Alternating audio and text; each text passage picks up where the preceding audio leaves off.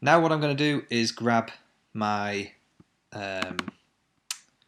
footage of her checking the time, and just to sort of chop this bit out, where am I? I'm going to go to scene 1. I'm just going to grab her arm, the way that I cut this out earlier on, just to make this a bit quicker. Control V, bring her arm in here. Okay, so again, I remember I said this is a 4K clip, so I'm just going to scale this clip down to, oh no, it's a 4K clip. I'm now scaling it to 720. Jeez, there we go. Brilliant. Now I've already gone to the hassle and trouble of tracking this thing here. So what I'm going to do is just turn off the camera and the circles hologram.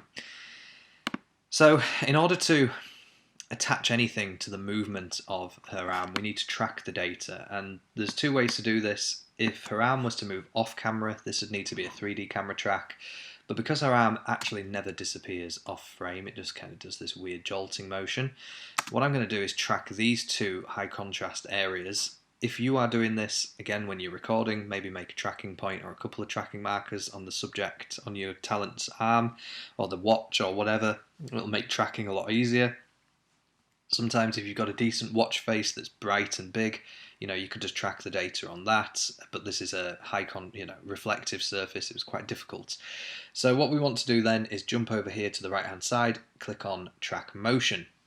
So I should probably note at this point we're kind of moving into part 2 of this tutorial now, which is building out the composition. So we've done the asset, now we're going to build out the composition. So clicking on track motion, you get a track point. What I'm going to do now is drag this track point, as I mentioned earlier, to these high contrasty areas, which is here. I'm going to make this tracking point segment larger. And we also want to track rotation and scale because she moves her arm as well. This will bring up a second tracking point, and we're going to bring that one to this area here. And again, make it a bit bigger so that it doesn't get lost, because there is a bit of a big movement later on. And good. Okay, so now what we need to do is create a null object. So go to new, then go to null. Now remember, a null object is good for saving data, so we're going to save these track points to this null. So what we need to do now is edit the target on the right hand side and choose null. Hit OK, and then at this point you're going to click on this play button, and then it's going to track forwards. You then need to press this back button, and it would track backwards all the way to the beginning. And if ever you see it jumping and doing something weird, that's when you would want to hit the stop button and try to work out what's going wrong. Either hand track it at that point, or try a different method if it's too difficult for the software to work out. But don't give up. Just it might be a reshoot or something like that.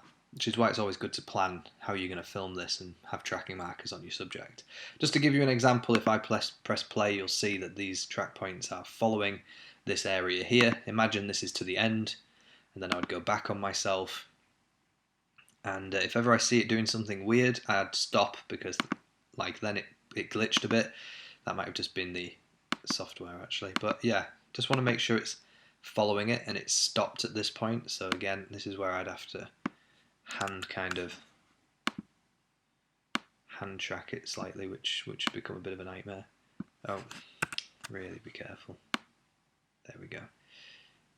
Let's go there. Oh yeah, see, it's having a big nightmare. So imagine this went well. I'd then click on apply, because I've selected null 3, then I'd hit OK. But I'm not going to do that because earlier on I already did this. So I'm just going to use my tracking data from earlier. Scene 1, null 1.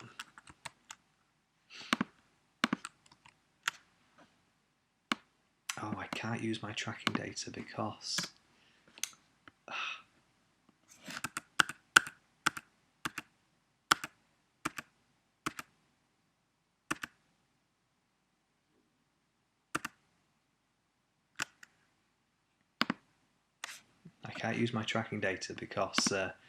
it was on a 1080p timeline before.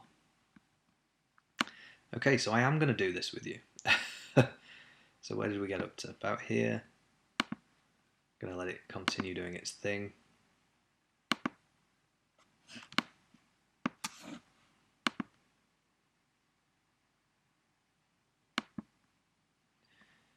Okay, great stuff. Going to move back in time. Go to about here.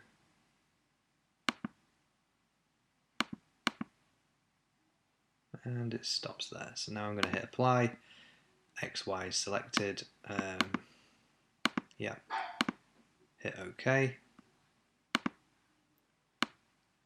Now, the reason I've stopped it there is because this movement here is too much for the tracking data to handle. But also, at this point, the thing wouldn't be there anyway. She's kind of activating it by looking at it right around here as the tracking data starts.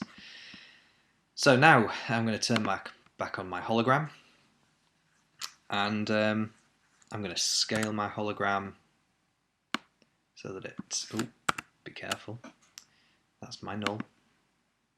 I need to go to the circles hologram, hit S, scale this down slightly to something like here, and grab my Y, my X, and move it into position. And as you can see, this is looking pretty cool already. Just obviously no motion happening right now, but that's looking pretty three-dimensional, which is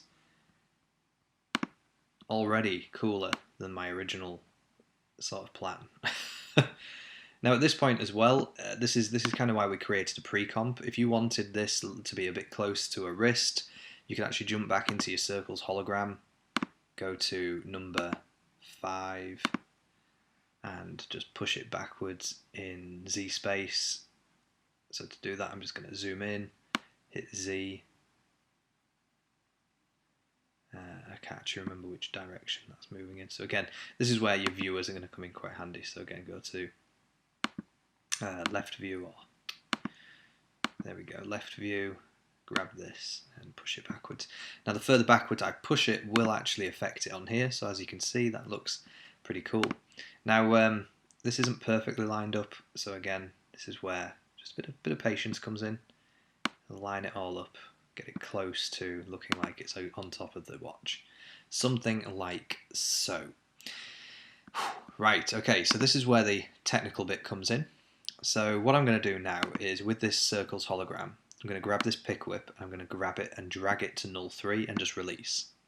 What this is doing is it's telling the software that you would like your circle hologram to be parented with the null 3. So the null data, the tracking data, is now telling the circles hologram where to be. And if all works, when we press play, when it snaps into action, it's going to sit there and look cool.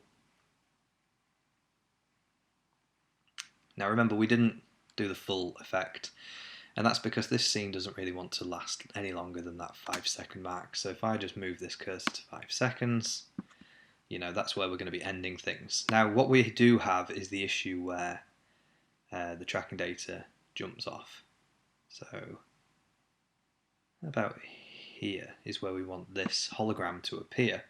So what we can do at this point is hit T to bring up the opacity, hit the stopwatch to say we want it at this point to be 100%, and here, or maybe here, we want it to be 0%. So now it jumps in. Now that didn't look great, so this is where you could easy ease these in. You could also like do some more animation to this to make it look cooler. Yeah, not a fan of that actually. Maybe move them around a little bit.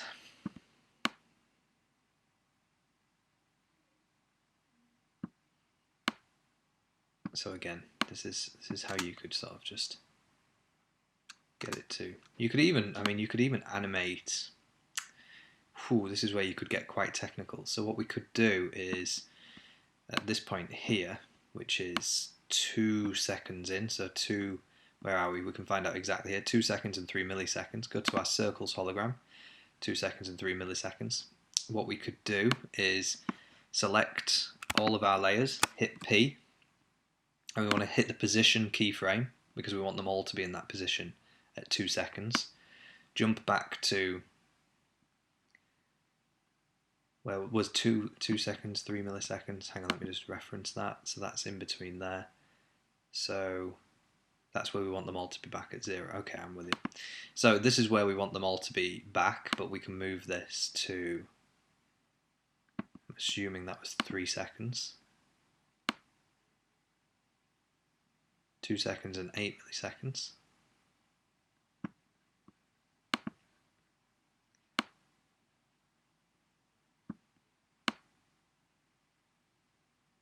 Bang on there. So go back to let's just round it to 2 seconds. You'll see what I'm doing right now. Now what we could do is reset all of these to their original positions.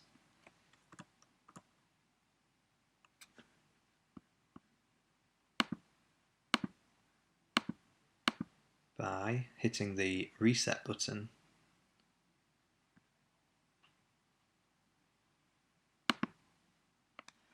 We don't want to reset actually, because that's going to adjust that position there. But we do want to put them all as close as here as we can. Bit of trial and error, We're going to make this look cool.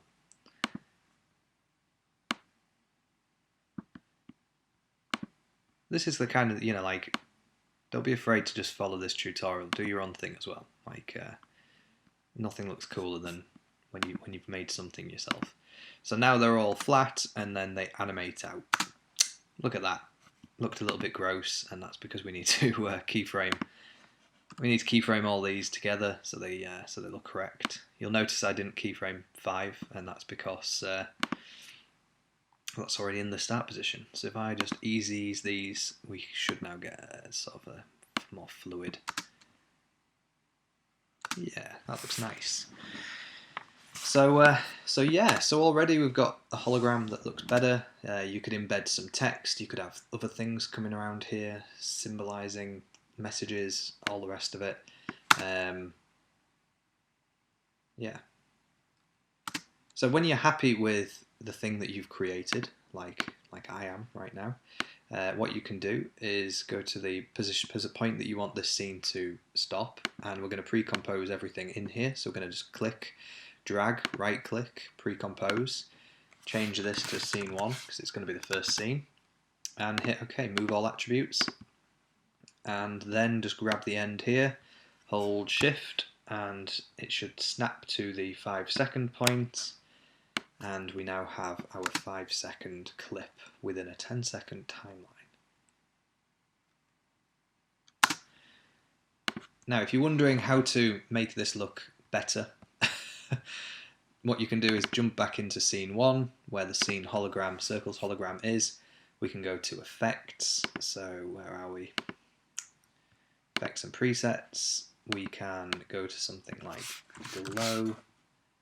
We can add a glow to this circles hologram, and what you can see straight away now is we've got this, which looks quite cool. You can increase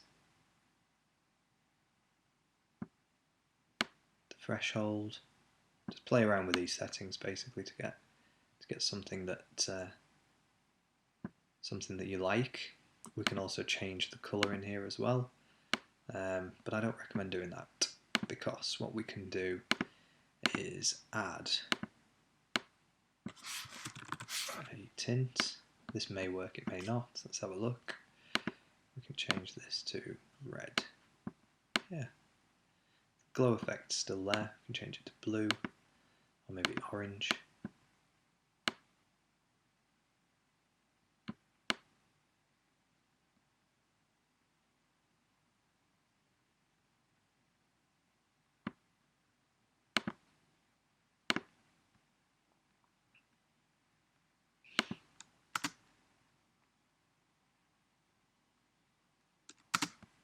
Okay, and what we can do then is add another glow, and just adjust the radius of this one down a little bit more, and the intensity and threshold.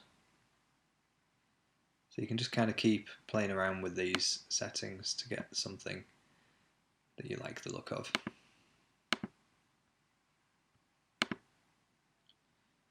Jump back into scene 1.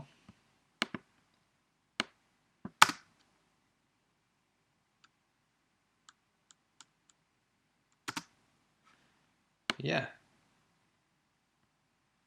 So you could do other things as well. You could also add something I've not done here is you could add like a turbulent displace, which would sorry, turbulent displace. You could add like a fast noise, which would actually no. What am I talking about? Yeah, you could add a turbulent displace, which would create sort of like a cool kind of organic moving effect. It would look a bit more decayed. You could do all sorts. So yeah, that's part 2 of this tutorial. And then the final part of this would be just to kind of touch it up and do what you want with it. Now I sort of showed you how to do that there and with the colouring here, but to further this, if this was a finished scene ready to render, the best thing to do at this point would sort of do an overall colour grade. So by creating an adjustment layer, we could just go into our curves control and add a curves onto the adjustment layer. And what this would allow us to do is affect everything that we see. So you can see there that the glow is also affected by this, but also the character. And so this is where we could get some cool kind of like contrast happening. Makes the effect sort of blend into the scene a lot more as well.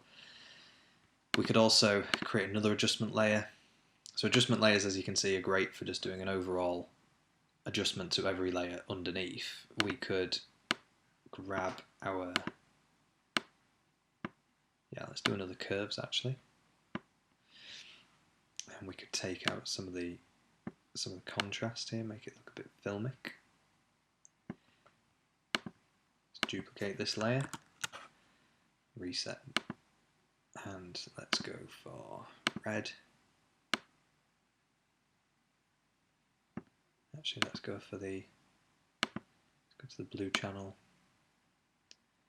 Add a bit of blue into the mid-tones. So yeah, you can kind of start to get, if I just turn these off for a second, you can see that's what we had before and afterwards, so you can start to see that you can put your own style into this as well. If you wanted the rings to be different colours, again, you could do that different ways. You could do this in the hologram section by just changing the colour of one of these layers. So 2, I could go to layer, composition, no, layer, where am I? New. Oh, it's because they're all selected. So go to number 2, go to layer, solid settings. I could change this to more of a red colour.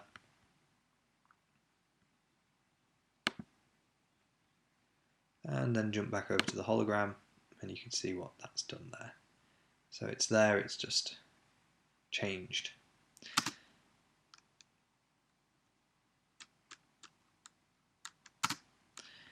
Yeah. So that's basically it. I don't want to go on any longer. Have fun with this tutorial. Be cool to see what you guys create. And yeah, you can do all sorts of different kind of holograms. As you can see here, we've created 2 different styles. Thank you very much.